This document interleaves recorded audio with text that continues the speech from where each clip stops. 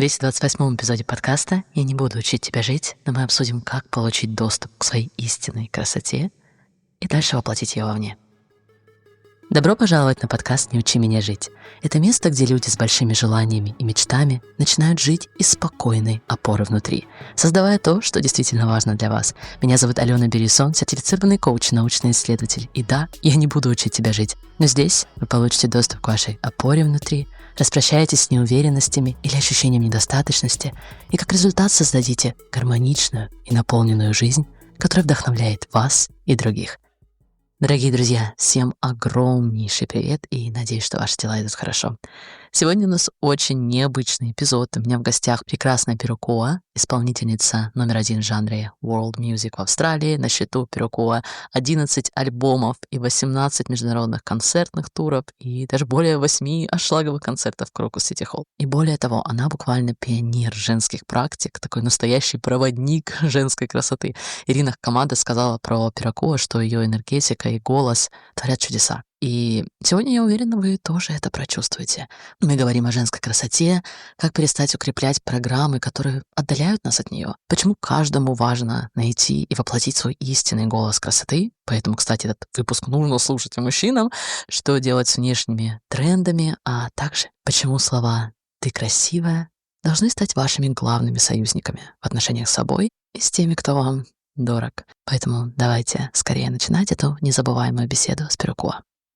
So, Peruquois, I'm very glad to welcome you to my podcast. I really feel like we are talking about the same thing, about the awareness, about the true self, the deep contact with ourselves, even though we might use different words.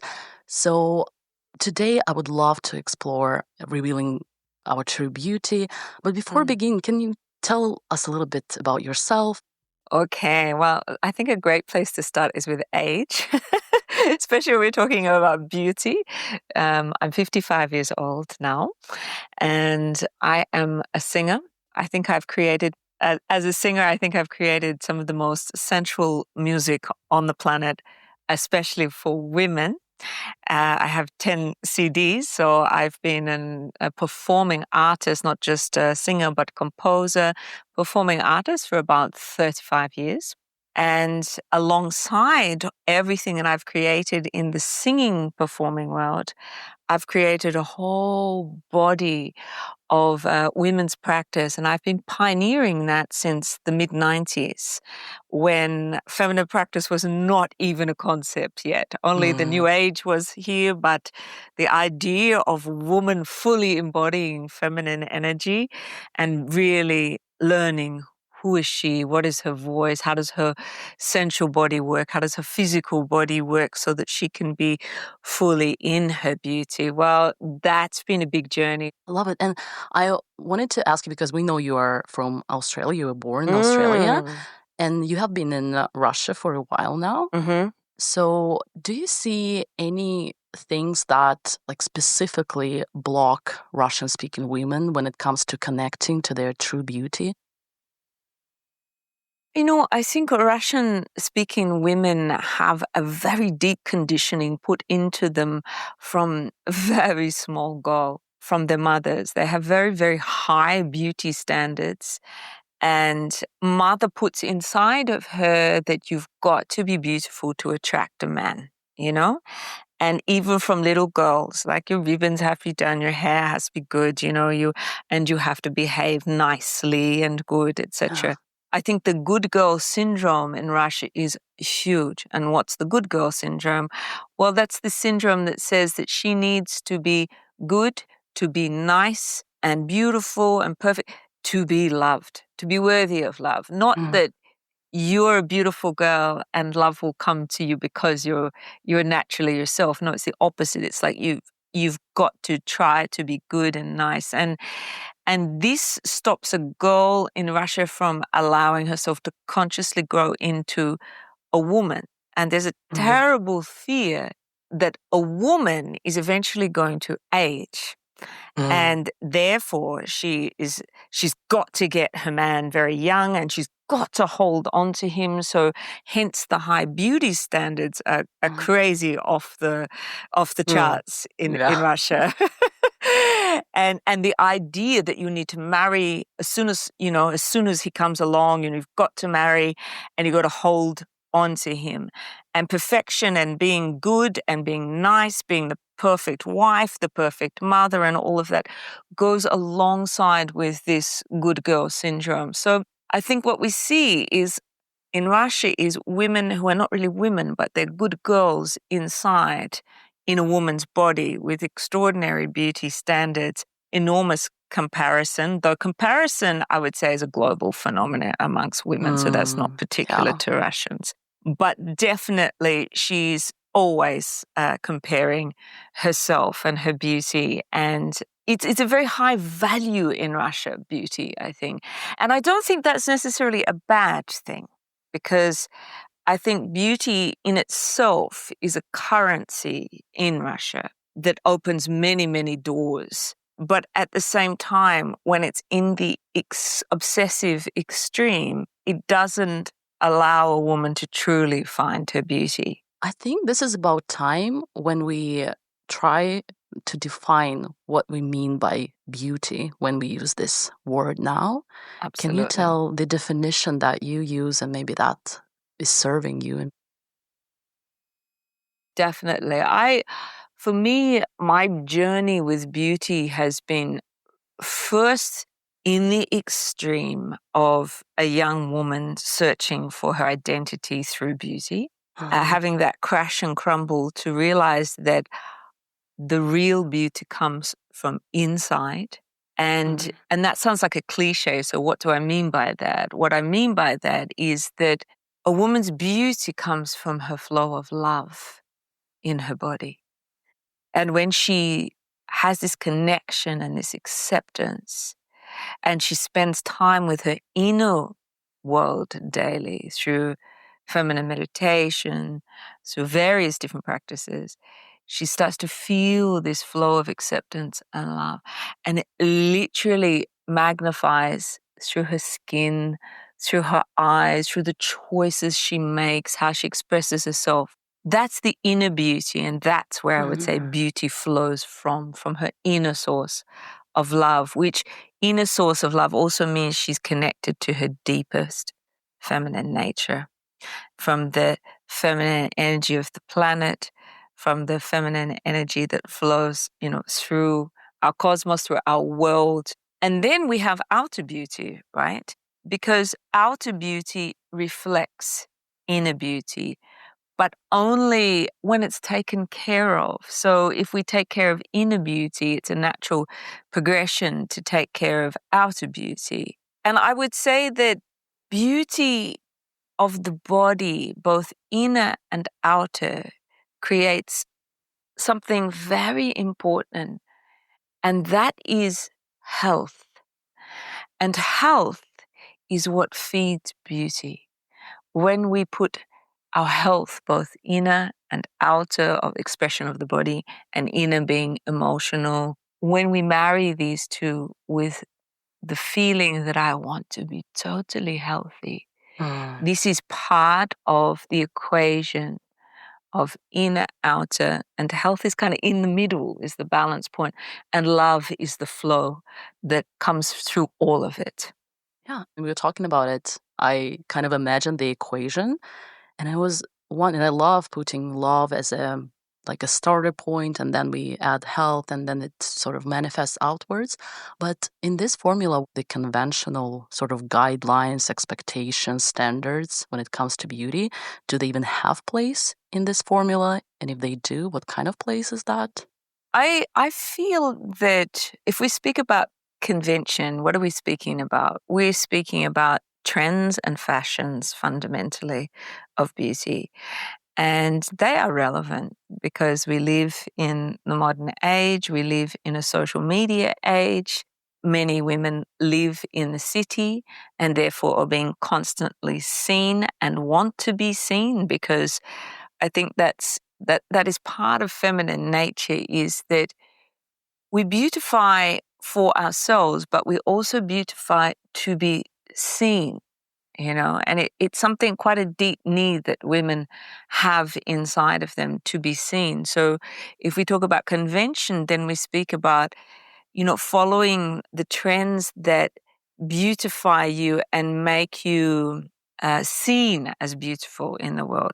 But the individuality of that is defined by a woman's inner world. So she must know herself to feel and look and research and explore the outer world.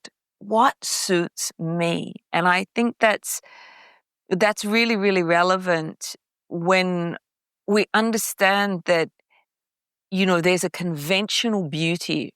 I think we see the we call it the iPhone face or the AI face right now, or the social media face, the big lips, the big eyes, the kind of half straight hair and the jawline, that is the pinnacle of beauty. But that type of convention is toxic for women. It's highly toxic. So what we see from the outer world as conventionally beautiful is highly toxic to a woman's psyche, right? Because then she could try to conform to it.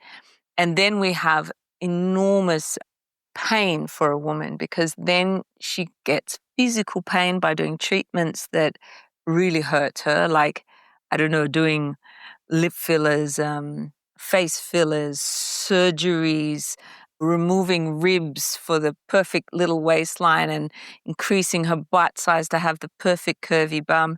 These are very painful procedures that women do. Dangerous. And extremely dangerous, many of them, the breast fillers, etc., affecting women's breast health. And this is what I mean by toxic to women, that when she's trying to conform to an outer conventional beauty, she inevitably ends up hurting herself. The enormous amount of beauty blogging that goes on, bloggers are not often questioning what's the toxicity of the products that women are putting in their skin or makeup on their face or products in their hair, or how are women, hurting their own hair by, straightening and doing all these things. So we can see that conventional beauty requires deep inquiry from a woman. What is true for me? How can I express my beauty in this current age, but maintain a healthy attitude towards what I put on myself, what procedures I do on myself, and how do I style myself? I mean, for example, if we're speaking about conventional fashion, women can spend a lot of money on conventional fashion. It often doesn't highlight the beauty of their structure, of their form, because it's a trend that we do oversized this year. If a woman like me, I'm very curvy. If I put oversized clothes on, I've gained 10 to 20 kilograms, right? But I could, if I followed the fashion, I would say, but that's what's in this year, and waste a lot of my financial energy, which is money, on following trends that don't suit me. So a woman, she must find her way of what is her body shape, what is her natural hair state, what are her natural skin tones, looking from that place of what is true to me, so that I'm looking beautiful, but I'm not costing both my health, and I'm not ridiculously spending so much of my money that I don't have time or energy to put inside myself. Well, I really love the formula that's kind of coming up here, and like the idea that we are still in touch with our true self and true beauty and true love inside. Then we have health as a sort of something we measure things against. So I do want to check whether whatever I'm using is contributing to my health or the other way around. And I love that you actually brought this idea that, yeah, we're still social people and we still do show our beauty outwards. And how can we keep the balance and still be interested in trends or whatever are the development of external beauty, but always measure that against our deeper self and our health. So we don't say like never look into the trends and don't worry about your outer beauty. Yes, you do. But what are the sort of checkpoints and filters that we use for that? I love it. Peruquois, you talked about beauty being one of our strongest powers, but you also mentioned that we can become dependent on that. Can you talk a little bit more about that? Absolutely. I see how for myself, when I was a younger woman, the danger of obsessing, it's a connection actually. It's an obsessive connection where between beauty equals validity and value of lovability or desirability, right? So if I'm beautiful, I'm desirable. If I'm beautiful, I'm lovable. If I'm beautiful, I'm not alone. Right? Ultimately, yes. Ultimately, that's where we're moving towards in our psyche from a young woman. And I know for me, it was absolutely devastating when I was in that crossover period between 11 years old, and I started to develop into puberty, a little bit of puppy fat, we call it in English, where, the belly was getting a bit bigger, and I got teased mercilessly inside my family structure. My stepfather, my brothers, they all would call me Ellie Elephant. And so by the time I was about 13 years old, I'm already thinking to myself, there's something wrong with me.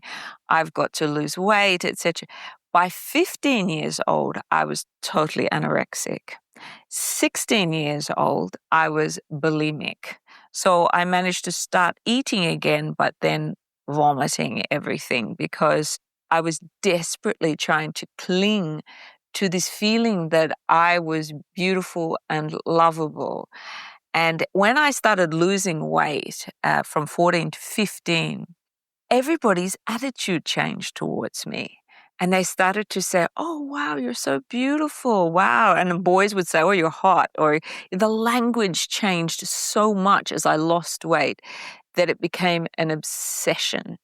So I started to get energy and being recognized as being beautiful, as slim, and to the point where I was 40 kilograms and no menstruation anymore, and literally costing my health severely by this stage. I was so thin, and it was so hard for me to believe that it was true, that I was actually hurting myself. And finally, I accepted that I was hurting myself, that I was destroying myself.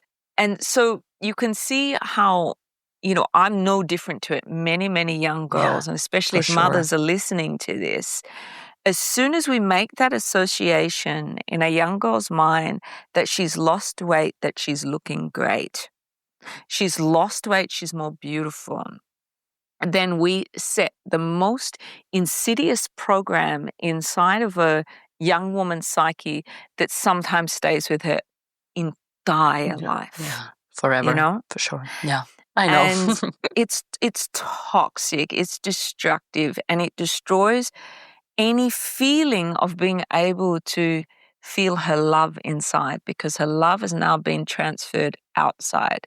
And there's an equation between control, discipline, not eating, obsessive makeup doing, or whatever, that gets me energy, it gets me validity or being validated in the world, and it gets me love. So this is perhaps one of the biggest roots of destruction in women's psyche in our culture on the planet right now. This cruel, controlling, excuse me for saying it, but bitch inside that grows inside, that says, watch out, if you eat that, or if you do that, or if you're not beautiful enough, you're going to lose. You're not enough. And for women who innately have these great genes, they conform to the norm of what's a really beautiful woman, they get a lot of energy in the world. People compliment, people giving them attention, buying them drinks as younger women, giving them lots of opportunities, right? Privileges almost, yeah. Privileges. It's a beauty privilege.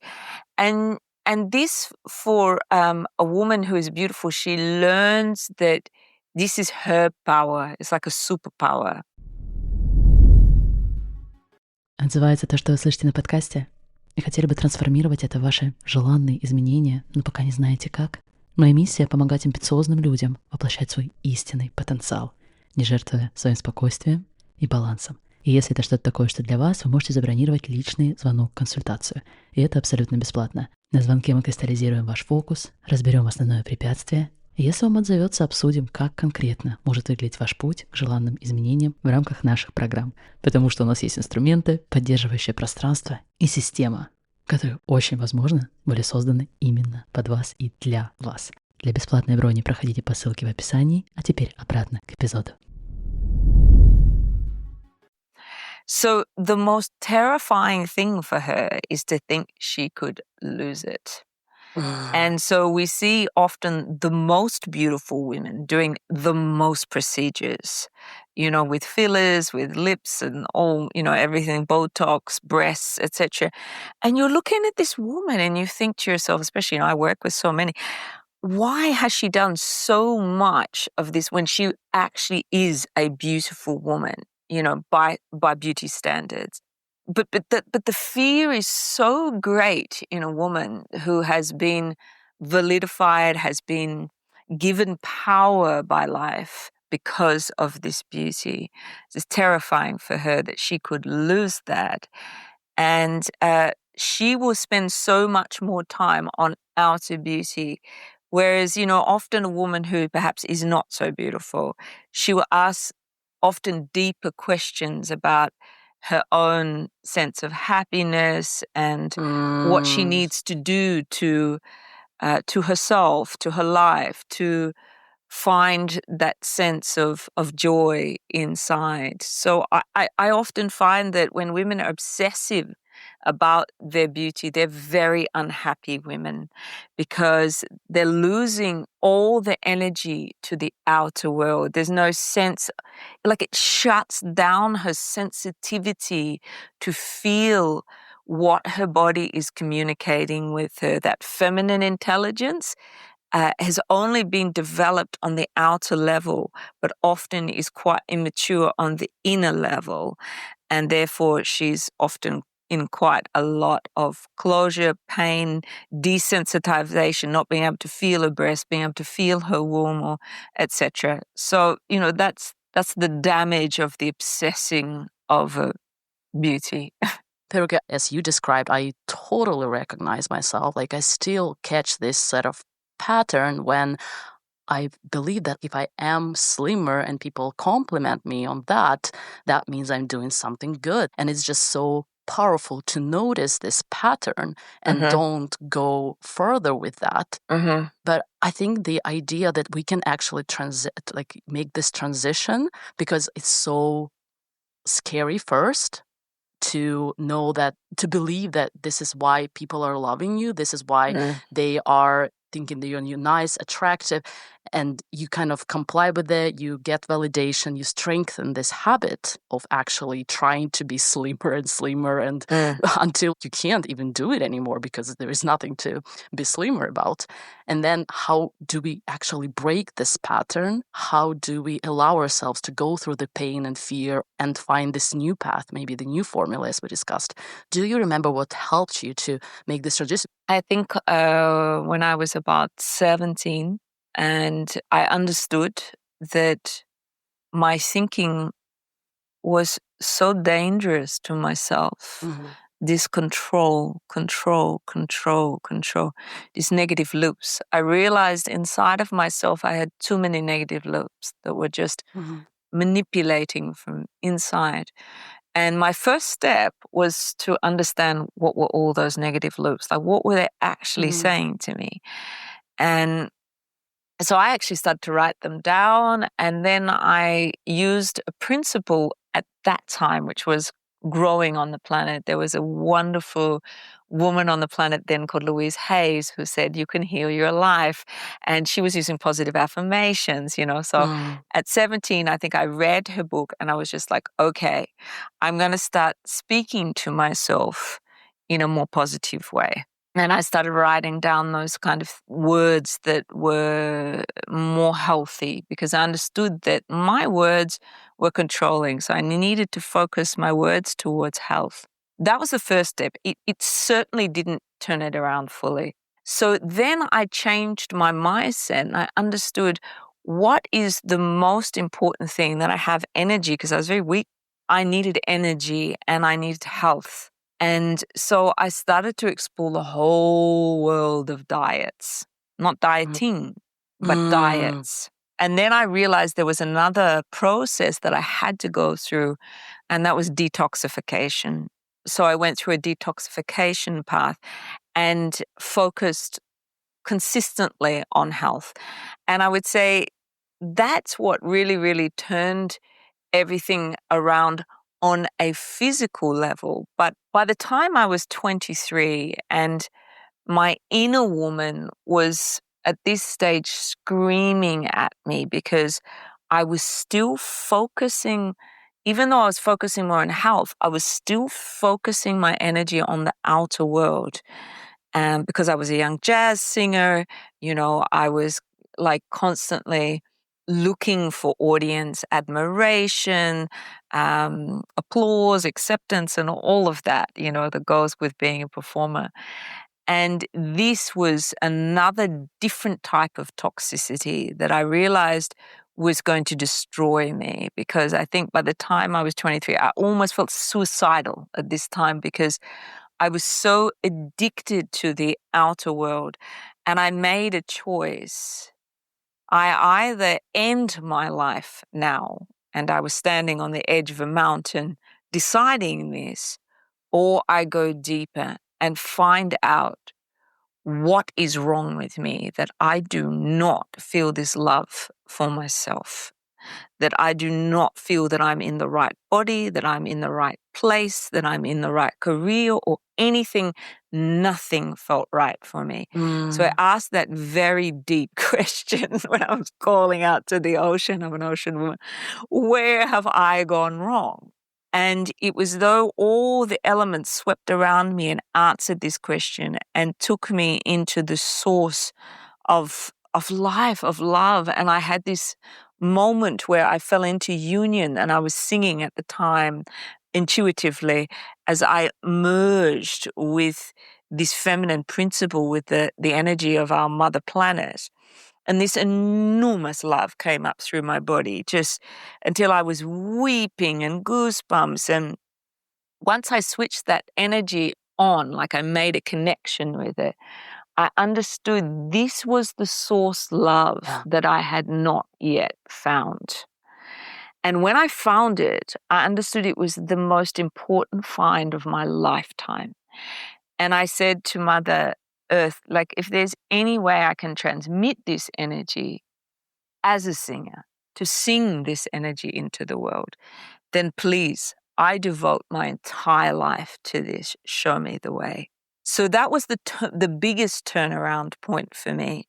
And from there on, I went through a lot of self-healing. My life completely changed, left my career, married a Native American medicine man, shaman, left my country, went to the desert, New Mexico, and learned how to truly breathe and sit with all the the noise, earth, how to restore all the unlove and the egoic rubbish that I had accumulated.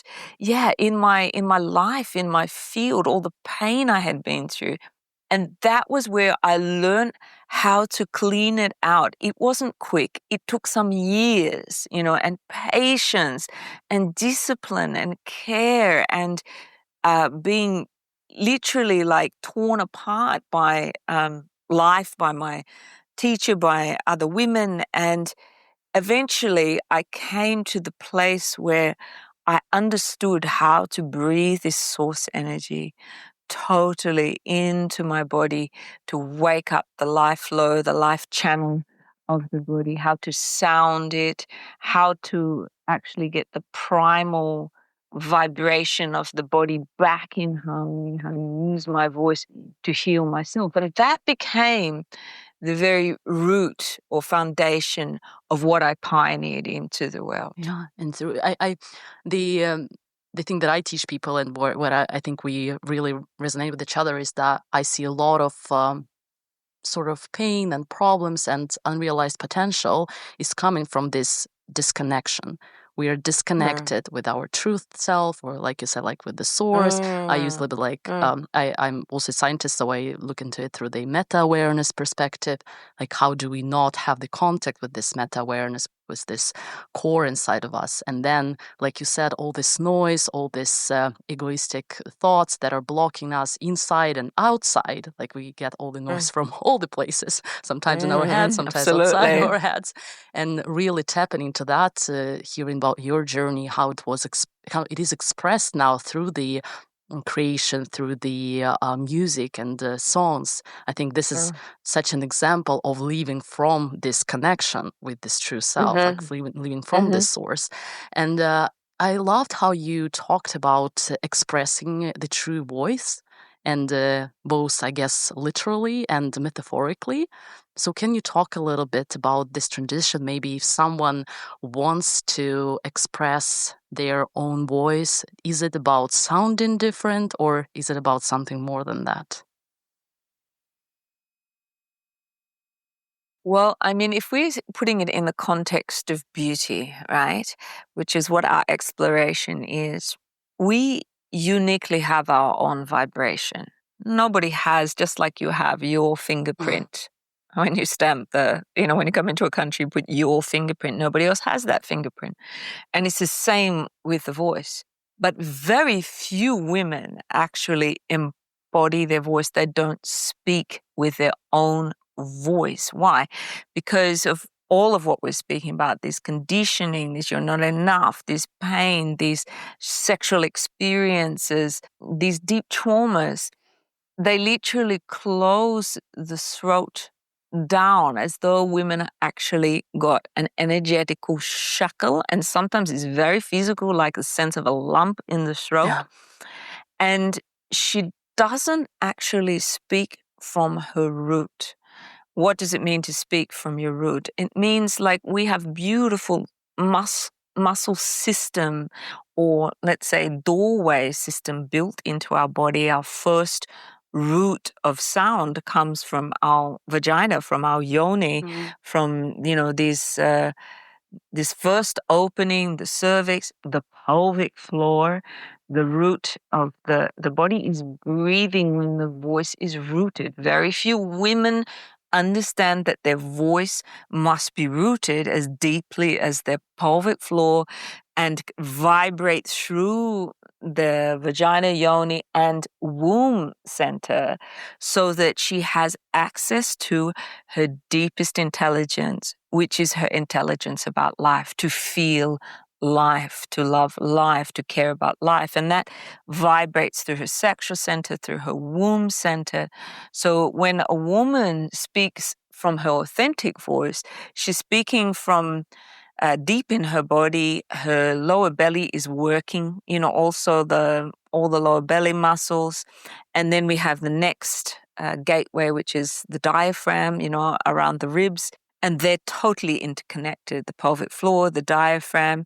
We almost have something like a diaphragm in the throat that goes around the back of the neck. And then we have the next opening of the throat. And this is all like a big diaphragm here. And then we have resonators in the head. And of course, we have the flow of energy out the top of the head. So this is the flow of the voice. And when a woman's authentic voice is vibrating through her body, it has a rooted sound to it. When a woman has denied many things inside and closed many things down inside because of pain, because of trauma, because of being put down or whatever, she often speaks only out of the top of her body, and she speaks often much higher in her head.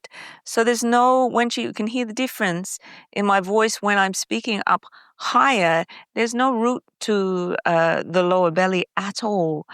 And it often means that her voice is coming from a more mental relationship to life, which means that she speaks what she thinks, but not deeply what she feels.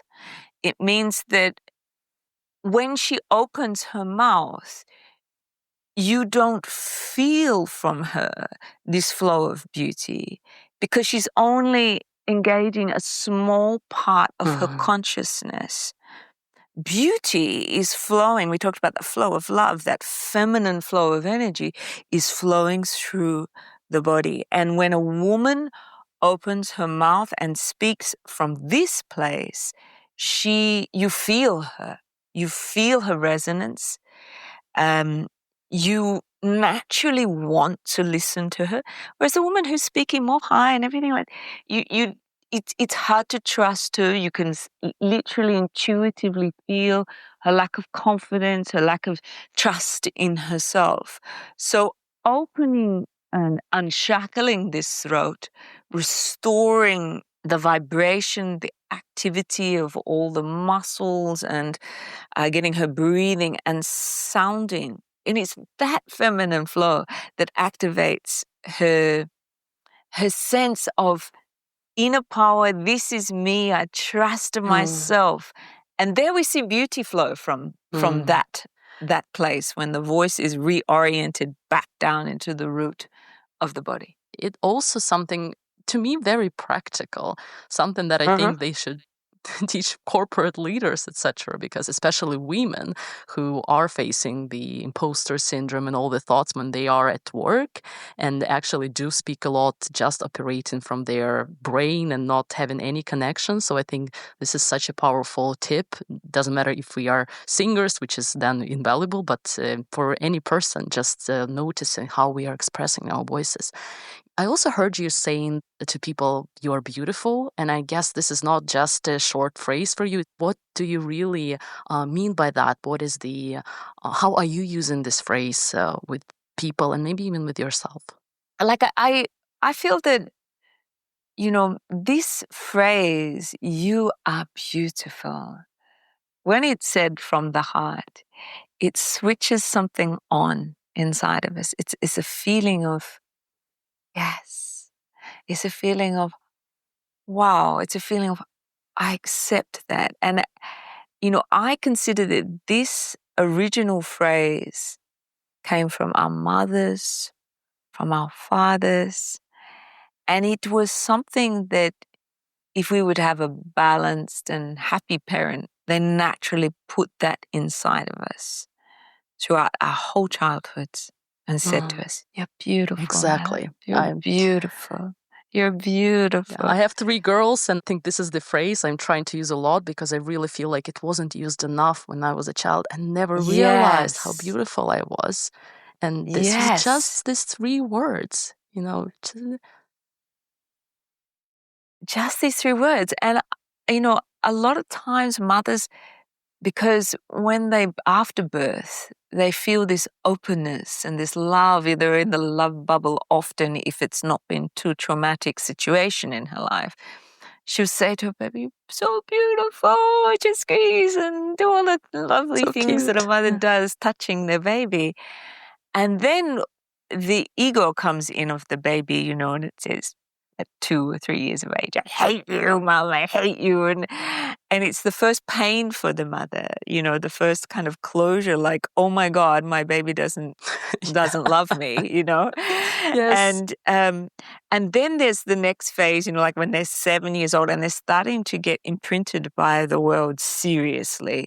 And we see it happen more and more young because of mobile phones now, where young women are doubting, or even boys, they're doubting themselves totally, because before there was no doubt. Before they got into the system, there's not really a doubt if your parents are saying to you, you're okay, etc., etc. But as soon as they get ripped apart by these constant flooding of images and ideas about what is beauty, we see our younger kids starting to doubt themselves. And this is a very important time for our mothers and fathers to say, you're beautiful, trust yourself, you're enough, And then it's amplified tenfold with hormonal chaos, as we go into puberty now, which is much younger. It's like 10, 11 years of age. Girls are going into puberty now. And this is where mothers really need to keep, telling their girls.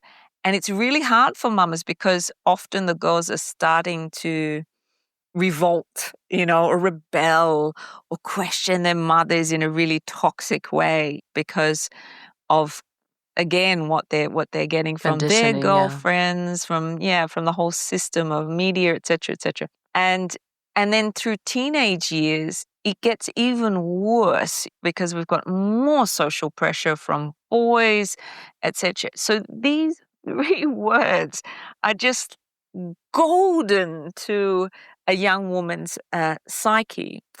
And I realized this a long time ago, and I created a song. And I actually sing this in many of my concert programs. And I actually go down into the audience, and it could be an audience of 6,000 people, 1,000 people, doesn't matter. But I will walk into the audience, and often I will lay my hands on somebody, as I'm moving through the space, on the heart, and just be singing, you are beautiful, you are beautiful, you are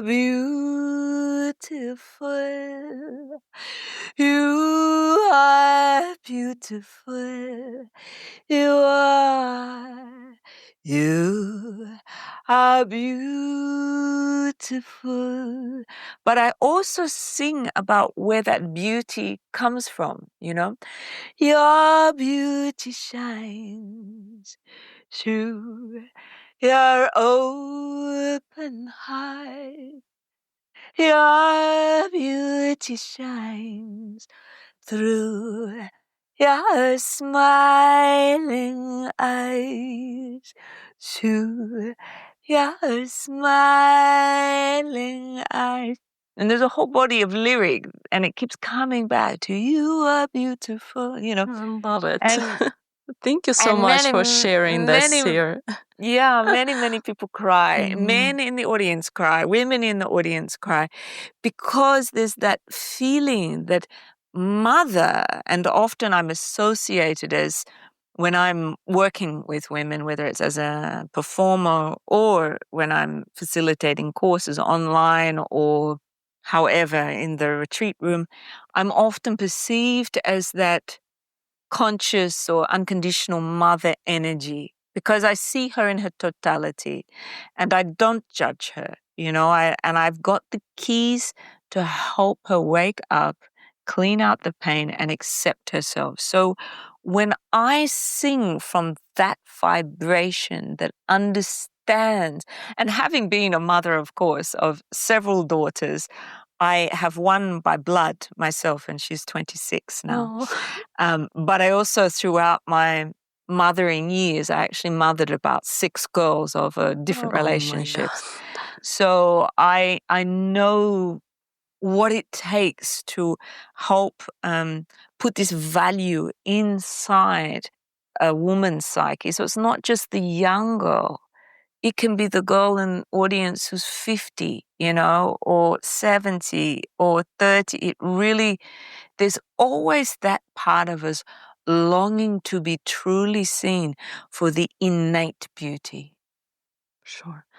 So beautiful. And I love that you shared this song. It was really something that I would love to listen over and over again, just as a reminder, as the feeling, as the source of, or just a reminder to be in that place more and more. Is there any more maybe daily practices or something that you would recommend to our listeners if they want to reconnect? I mean, I think just listening to this part over and over again is already practice of itself, but maybe something else that you would recommend to reconnect with the beauty on a daily basis. Well, in the Russian-speaking world, I released a very powerful course called You Are Beautiful. And this particular program online, so anyone can access it wherever they are, it is cleaning out all the unlove, questioning where her inner dialogue came from, where her conditioning came from, where her value systems came from. What is she actually doing right now that is both healthy now, which is both hurting her longevity of her beauty? Because this is a very important thing, to make decisions daily. Whenever we make a decision daily, we think to ourselves, how will this affect my life in the future? That is where good beauty practice comes from. How does this support my health and my beauty now? Because we often make decisions based on trends, pressure that do not help the longevity of our beauty. Like, for example, when you're constantly getting filler in the cheeks, the integrity of the skin after a few years, it's literally just dying. What am I doing right now that is going to affect the longevity or the state of my beauty and my health? That's one thing.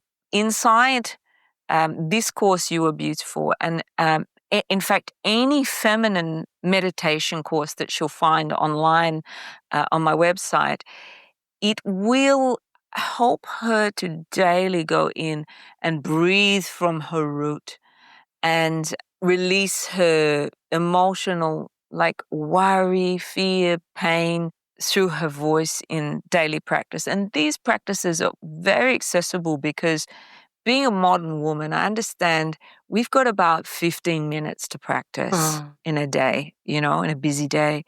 So all my practices are roughly around about 15 minutes, which makes it very accessible.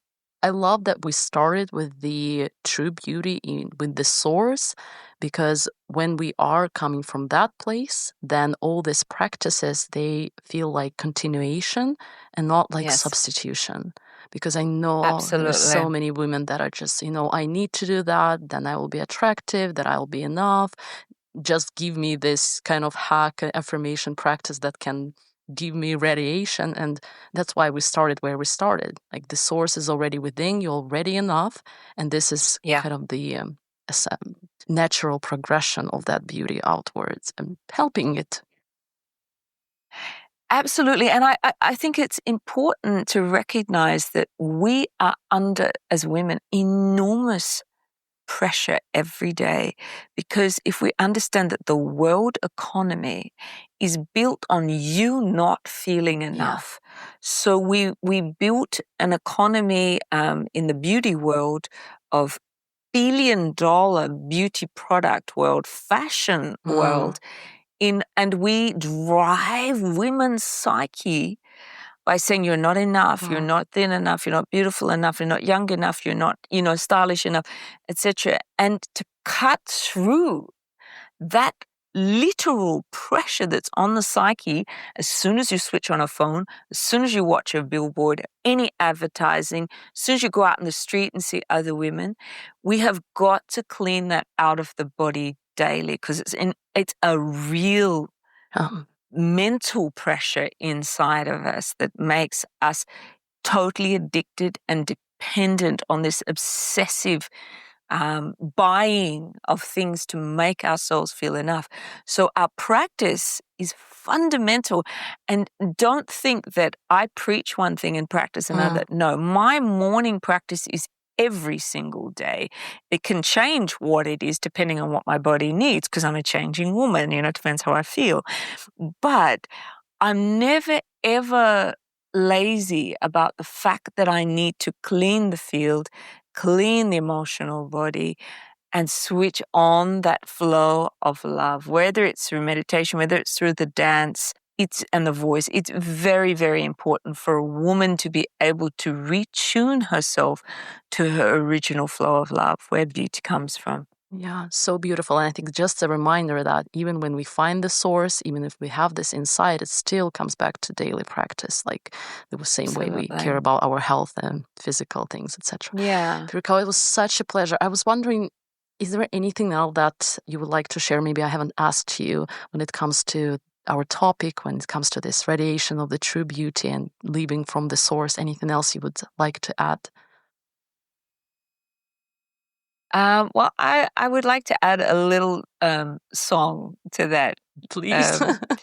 Yes, and this goes along with another chorus, and it says, I am enough. I am enough. I nourish myself with kindness.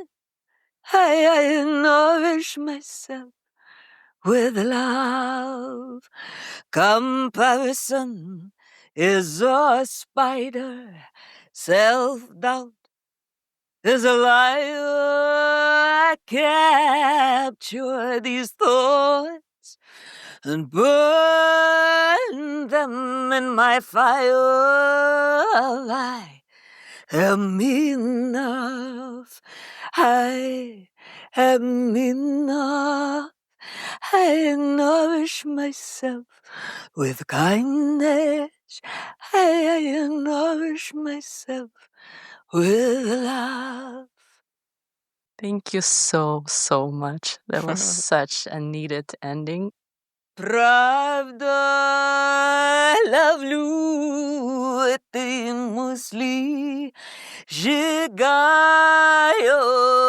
в огне меня. Достаточно, меня достаточно. Я питаю себя добротой, я питаю себя любовью. Спасибо, спасибо. Love it. Peruquois, that was beautiful. You're around and just such a pleasure to be in your presence, in your Yes, field. yours too. So wonderful to meet you. Thank you so much for the interview. Very wonderful questions. Thank you. You're beautiful. You too. Bye-bye. So take care. Ну что, друзья, спасибо, что вы были частью этой беседы сегодня. У Peruquois действительно такая энергия, что я сама почувствовала себя еще больше в контакте с настоящей собой, всей этой прекрасной энергией, как бы мы ее с вами не называли. Мы оставили контакты и ссылки на сайт Peruquois в описании. Обязательно заглядывайте на ее сайт, там очень много ценностей. А также проходите в наши социальные сети, там вы найдете видеозаписи этого интервью, и они очень и очень классные, предупреждаю. Еще раз спасибо, что вы были сегодня с подкастом «Не учи меня жить». Мы прощаемся совсем ненадолго. Всех обнимаю. Пока-пока. Вау, вы дослушали до конца. Ваше внимание значит очень многое, и я серьезно к этому отношусь. И, возможно, вы тот или та, кто хочет перенести эту информацию на следующий уровень, начать воплощать ваш истинный потенциал, не жертвуя спокойствием и балансом. Если это про вас, то я хочу пригласить вас на бесплатный звонок-консультацию, где мы определим ваш фокус, основное препятствие. И если вам это отзовется, покажем, как конкретно может выглядеть ваш путь к желанным трансформациям в рамках наших программ. Потому что у нас есть все инструменты, поддерживающие пространство и система, которые очень возможно были созданы именно для вас. Для бесплатной брони проходите по ссылке в описании. До скорых встреч и прекраснейшего вам дня впереди.